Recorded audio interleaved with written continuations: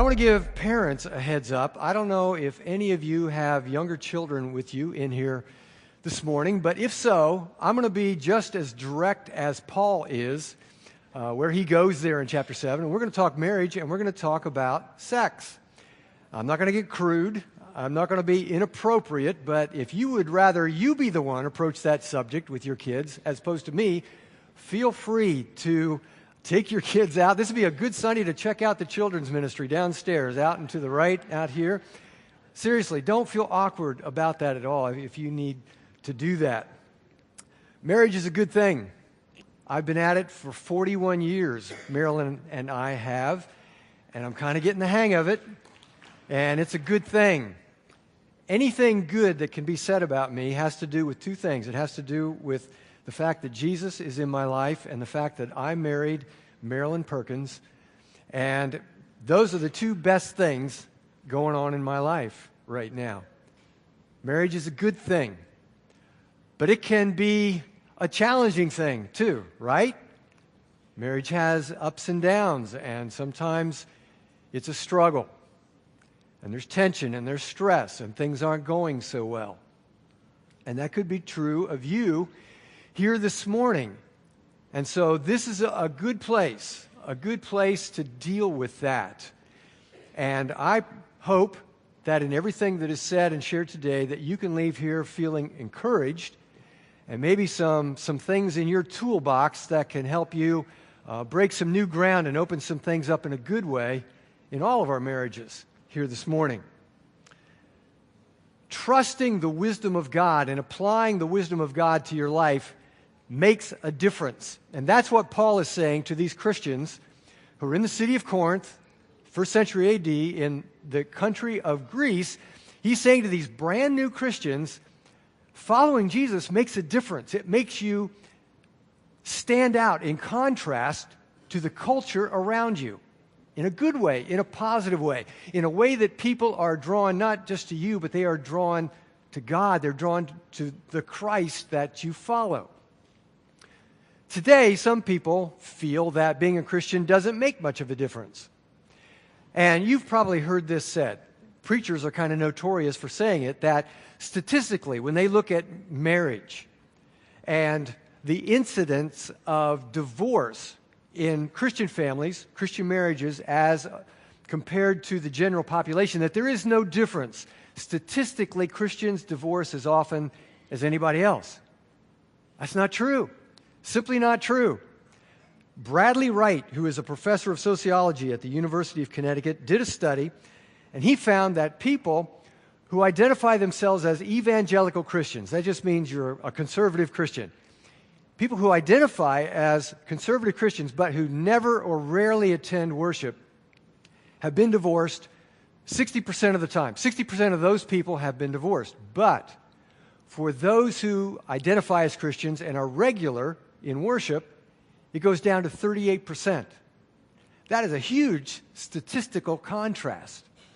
Now, that's not to say that just going to church is your golden ticket to an amazing marriage. But what it says is that generally people who are faithful in worship are faithful in a lot of other things. What it means is they're not perfect people. They're not perfect Christians. But they are serious followers of Jesus. And they're incorporating practices and the attitudes and the teachings of Jesus into their home and into their relationship, and it makes a difference. It works. The wisdom of God, the reality of God makes a wonderful difference in our relationships and especially in marriage. Well, as we look at what Paul says to these Christians in Corinth, these brand new Christians, we need to understand the context of what he has to say. What's going on in the city and in this culture that he would say the things that he does? Well, this is a culture, this is a city that was dedicated to the Greek goddess Aphrodite. And Aphrodite was all about love and sex and pleasure. And wow, that set the tone for the city of Corinth. This was a freewheeling, rock'em sock'em, go for it, sexually free kind of a city. In addition, according to Greek philosophy, in the way that people understood themselves, that there was a separation in a person's life between the physical and the spiritual. I agree with that. I think we all see that. But they went further to say, with something I don't agree with, they said that the physical is bad. The physical is contaminated. It's tainted. And so you want to avoid anything physical and lean into the spiritual, which that's the highest, that's the best, that's what's really good in life. Well, there are two ways that people approached that in the city of Corinth, according to that philosophy. There was one school of thought that said, body and spirit are totally separate, and what you do with your body has no effect on your spirit, so go for it. It makes no difference. One doesn't affect the other. If it feels good, do it, and do it, and do it. It's called hedonism. It's the pursuit of pleasure for the sake of pleasure. Well, the other school of thought said, no, what you do physically does affect you spiritually. And so you should avoid all of those physical things, especially physical pleasure, and stay away and pursue only the spiritual. And that's called deny yourself bodily pleasures. It's known as asceticism. And so these new Christians were appealing to the Apostle Paul. They wrote him a letter, asked him a question, said, so how do we make our way through this swamp of all these opposing viewpoints in freewheeling, sexually free city of Corinth? Which way is it? Go for it or not? And even within marriage, there were those who were saying, even within marriage, you should stay away from the sexual relationship for the reasons that we just said. And so here's what Paul says. Concerning the things about which you wrote, it is good for a man not to touch a woman. Now understand, he is saying this as a single man. And if you read that whole chapter, you'll understand that at least at this time, he's not married, and he's really advocating for the single life. And so all you single people here this morning, I'm going to get to you next week, okay? We're going to talk about being single. But don't check out this morning, because there's a lot of things that you can take to heart in what's being said today. But Paul is writing as a single man, and he's saying, at least for me in my life, that's the best way to go. So it's really, it's good if a man can avoid touching a woman. But because of immoralities, each man is to have his own wife, and each woman is to have her own husband. Well, that input falls a little flat as far as the spirit of Valentine's week. That is, you read that, and it's kind of pragmatic, a very pragmatic way of approaching a relationship between a husband and wife and sexual intimacy. He says, yeah, if you can't control yourself, then maybe you just better go ahead and get a ring and a marriage license and be married. That doesn't exactly make you want to break out the candles and the chocolates and the essential oils and sit down as a husband and wife on Valentine's Day and read 1 Corinthians 7. Single ladies, how would you like it if you got the Valentine's card from your special guy and it said, roses are red, violets are blue, I can't control myself, so I'd better marry you. And you might say, I just hope I get a card. I don't care what he says. That would be fine. Well, to be fair to Paul, first of all, he's writing a letter. This isn't a book. This isn't a marriage manual. He's writing a letter, and he's answering questions. So it's kind of boom, boom, boom. He writes some very nice and warm and emotional things about marriage, some things that are even used in wedding ceremonies, but not here, especially. Well, he goes on. He says, here are the right understandings to have about marriage and sexual relationships within a marriage. He says the husband must fulfill his duty to his wife. Likewise, also the wife to her husband. She must fulfill her duty. The wife does not have authority over her own body, but the husband does. And likewise, also the husband does not have authority over his own body, but the wife does. So he says, sex is good. Sexual pleasure is a good thing. And we see that throughout the Scriptures. It's interesting to go back into the book of Genesis in chapter 18, when God announces to Abraham and Sarah that they're going to have a baby. Sarah is 90 years old, and Abraham's up in his 90s, and it says that when the angel announced this to Abraham, that Sarah went back to her tent and she just cracked up. She thought that was hilarious. And why did she think that? Well, what she says there in verse 12, she says, at this point in life, being as old as we are, am I going to have pleasure again? Well, what did she mean by that? Well, she meant exactly what she said. Really? At 90 years of age, we're going to, wouldn't have guessed that. That's funny. But what that says is it's a good thing. Sex and sexual pleasure and intimacy, it's all a good thing. It's all by the design of God. He designed some wonderful things, but he did a fabulous job when he came up with the sex thing. Good job, God. That's so good. And he gives that to us as a gift for our enjoyment, for our pleasure, a way to express ourselves in a most intimate way to this person who is most important to us and that we love the most. We express tenderness. We give the gift of pleasure to each other. And often as not, a family comes along in the process of that. It's all a good thing, and it's all within the bounds, within the guardrails, within the place that God says this is where it's safest and best, within marriage.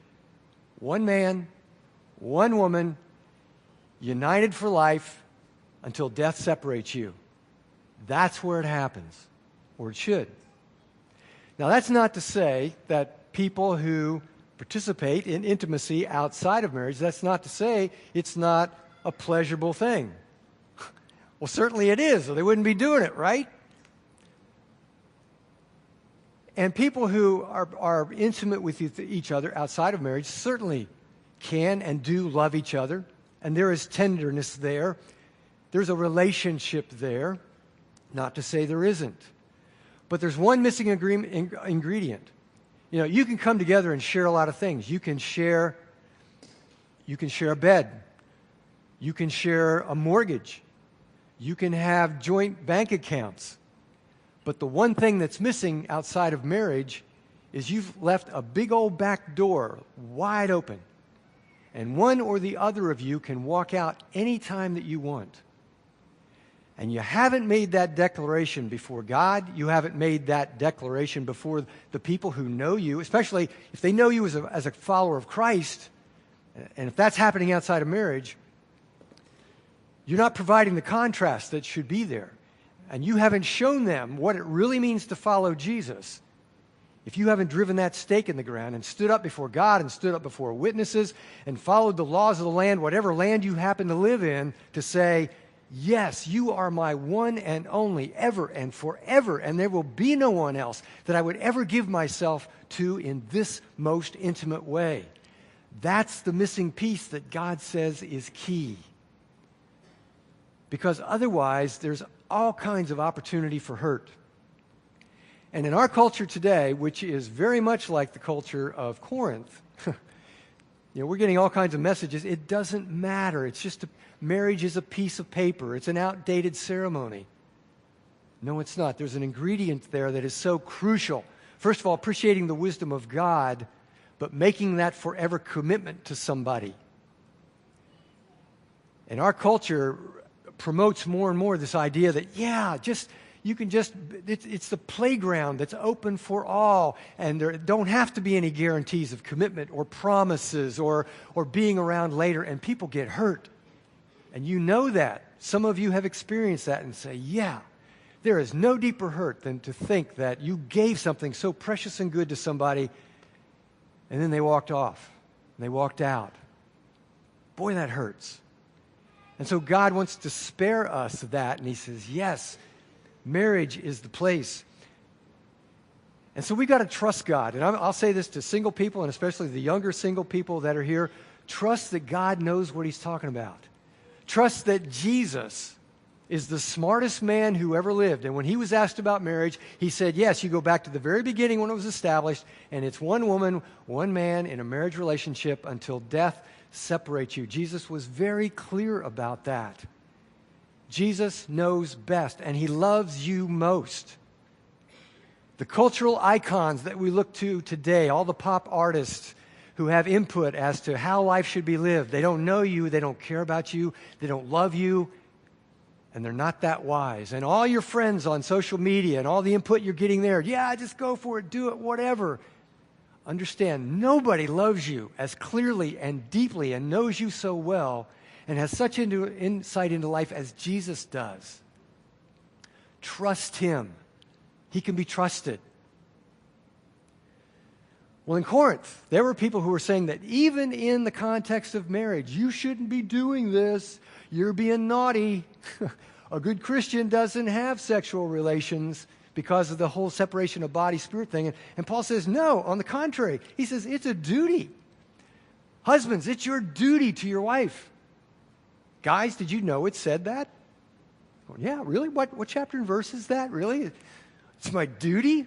Well, aye, sir. Reporting for duty, sir. I'm right there, yeah. And wives, it says the same thing to you. It's your duty. It is a responsibility that we have to give this as a gift. You see, having intimacy outside of marriage is giving and receiving something that is not ours to give and receive. Not in that context. But in marriage, yes. And it's much more about giving than it is about receiving. In the Spirit of Christ. That's what makes the difference in a Christian relationship. And Paul offers up a new idea. He says the husband has authority over his wife's body. Now, that's not new. That wouldn't have been new in Corinth. Well, of course he does. You know, women are property. A husband owns his wife more or less. But to say that, and in the same way, the wife has authority over her husband's body. Whoa, that's breaking new ground in Corinth. That's exactly what God says happens when a man and a woman come together as a husband and a wife. The two become one flesh. You become one mentally, emotionally, spiritually, and physically to the point that it's not just your body anymore. Guys, it's your body and hers. And ladies, it's your body and his. Your body is a gift to her. Your body is a gift to him. It's not just about you and your gratification. It's giving yourself, even physically, to somebody as a gift. Stop depriving one another. There were people who were just shutting down going, okay, we want to be good Christians, so no more of that. He says, no, stop that, except by agreement. Okay, if you agree for a time to do it, so that you may devote yourselves to prayer and then come together again so that Satan will not tempt you because of your lack of self-control. But this I say by way of concession, not of command. The only time, he says, that you should abstain from sex is when you agree to abstain from sex and do it for the sake of prayer. Has anybody ever gone on a sexual fast? Don't raise your hand, okay? You can wiggle your eyebrows at me if you want to. Anybody done that for the sake of prayer? That would be a new one, wouldn't it? End of the day, coming into the evening, and the question is asked, and not tonight. You know, it'd be a variation on not tonight, I have a headache. It'd be not tonight, I have things to pray about. And the guy might say, yeah, I got some things to pray about too. Maybe I could lift that up to you as a prayer request.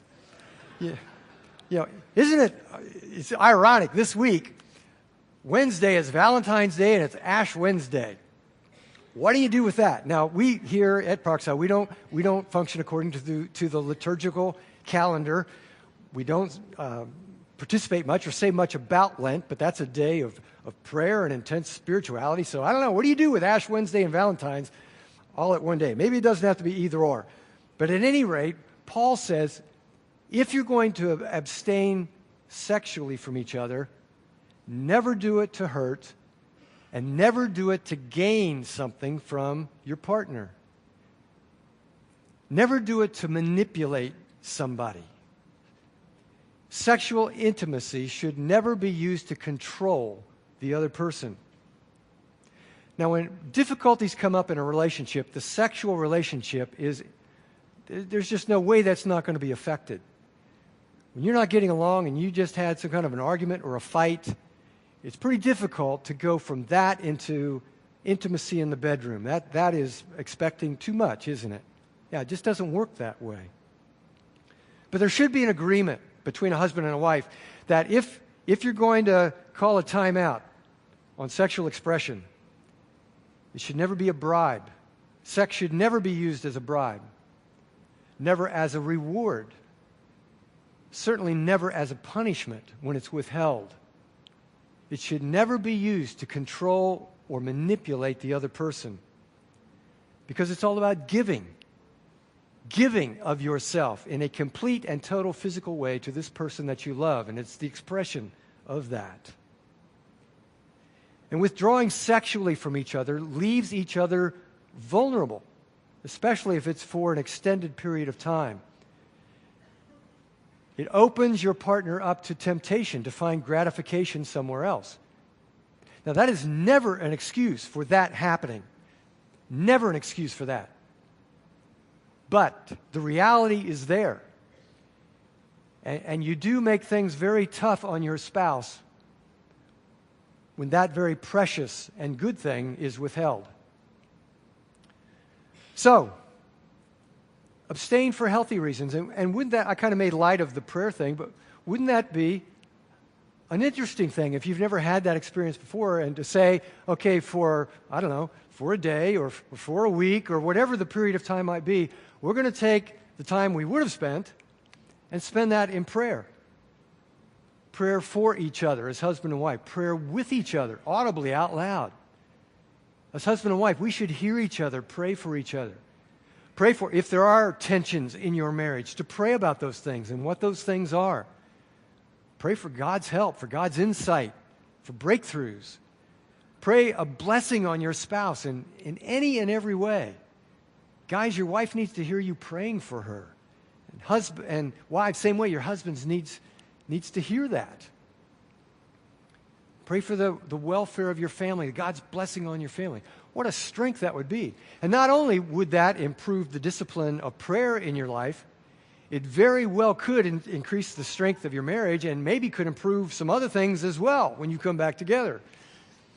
You know, if I've ever done premarital counseling with you, you have heard me say to a man and a woman, whether you are being sexually abstinent up to this point, the fact that you are not married, I'm asking you from this point today, from this point until the day we have the ceremony, withhold, withdraw, abstain from sexual relations, and take this time to get to know each other mentally, emotionally, spiritually, in every way you can, because that's going to be the glue to your marriage.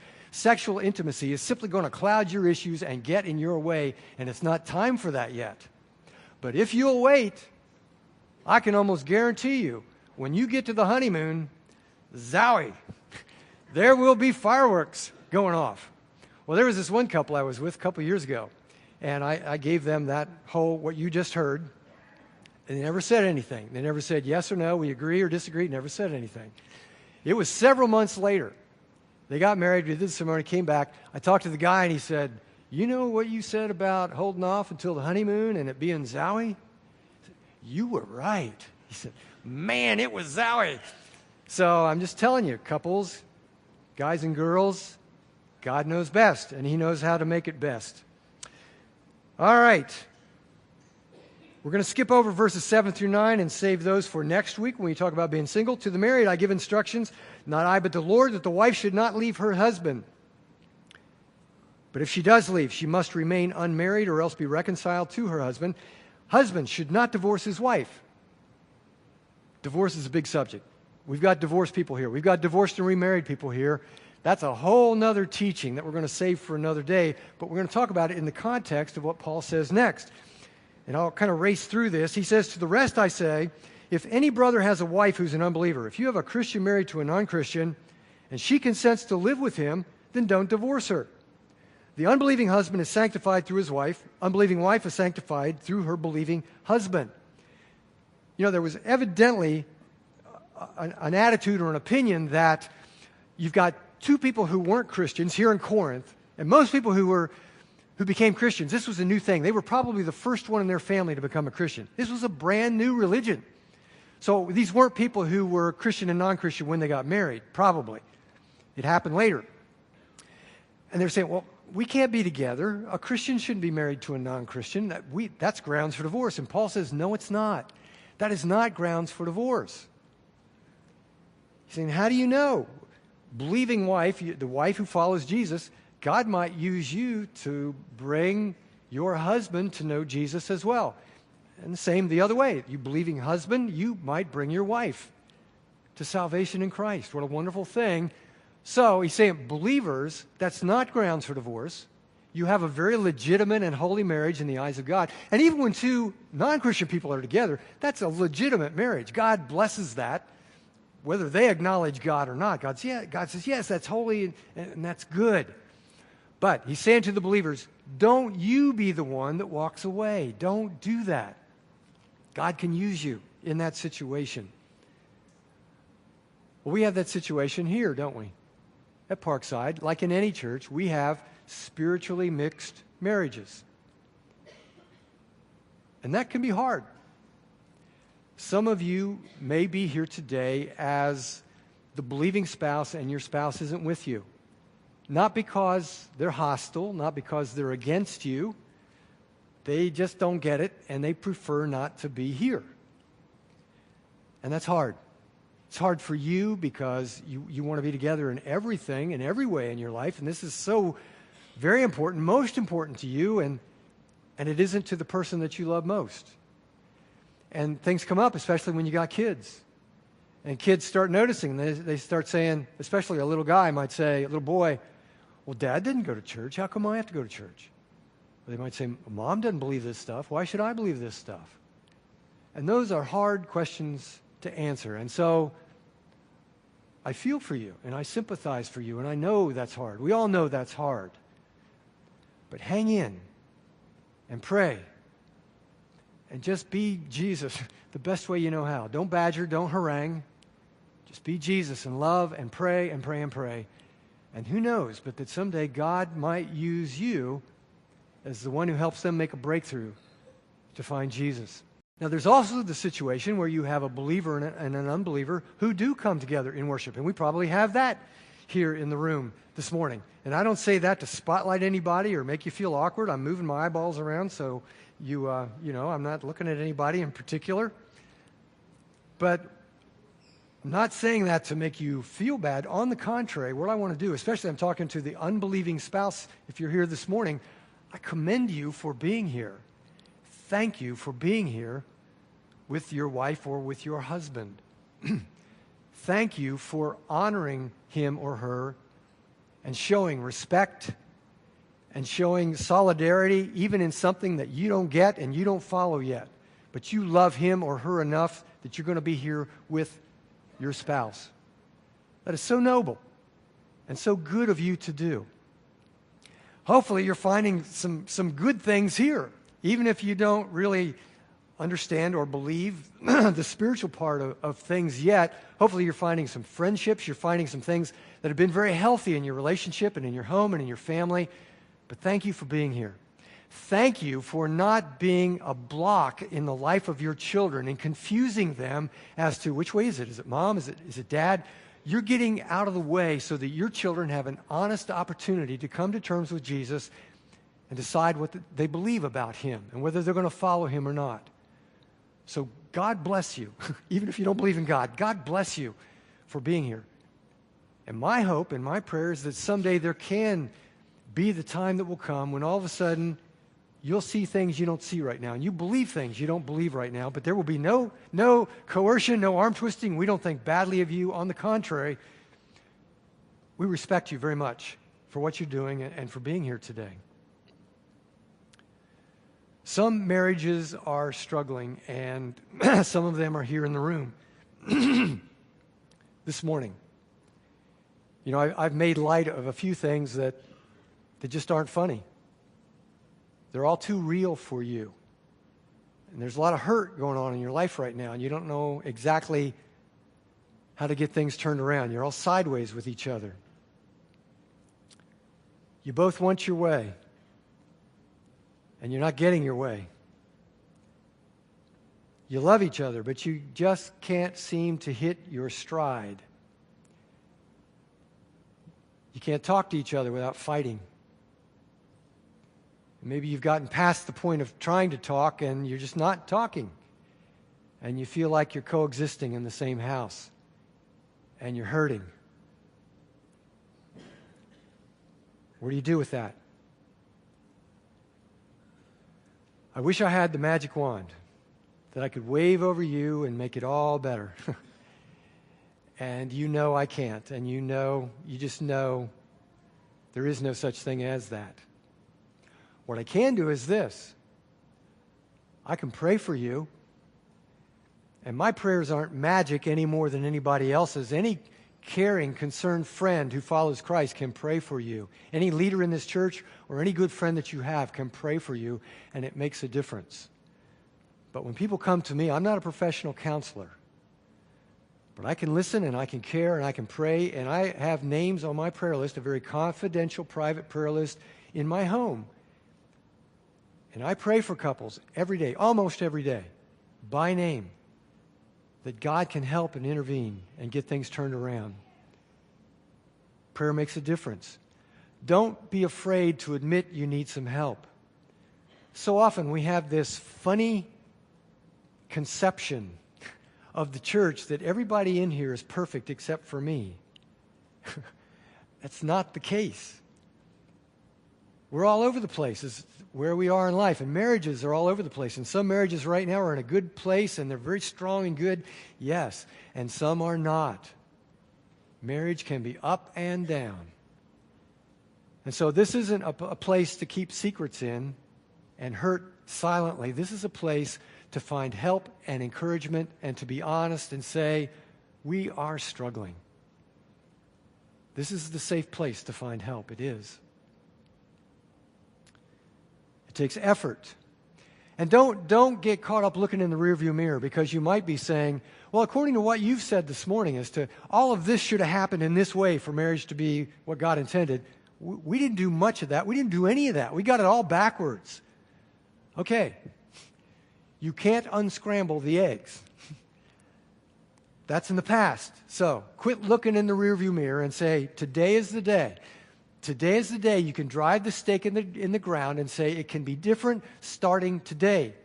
Our attitudes, our actions, the way we treat each other, the way we're functioning in a family, it can be different starting today. And move ahead. It takes effort. It takes commitment to say, I will do this. I will not be the one who walks away.